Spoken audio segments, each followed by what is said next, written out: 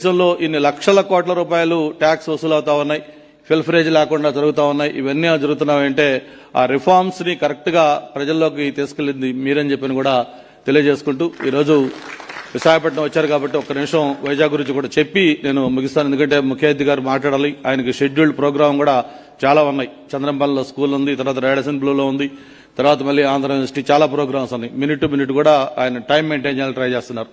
కాబట్టి ఒకటే నేను మిమ్మల్ని కోరుతా ఉన్నాను, వైజాగ్ అనేది it's a happening place now.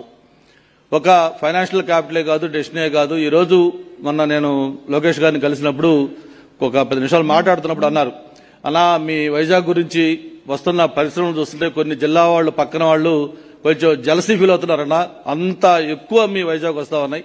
ఎవరు ఒక ఐటీ కంపెనీ అన్నా, ఎవరు ఒక టూరిజం ప్రాజెక్ట్ అన్నా, లేదు ఎవరు ఒక రెసిడెన్షియల్ ప్రాజెక్ట్ అన్నా ముందు వైజాగ్ వైపు చూస్తా ఉన్నారు. అటువంటి ఇది వచ్చింది మనకి, వైజాగ్ ను ఎక్కడికో తీసుకెళ్లాలా అని చెప్పని ఆయన చెప్పినప్పుడు చాలా సంతోషం వేసింది.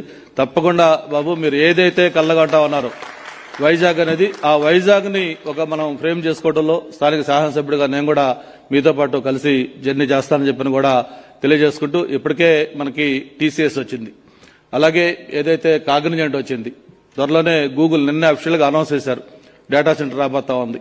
దాంతోపాటు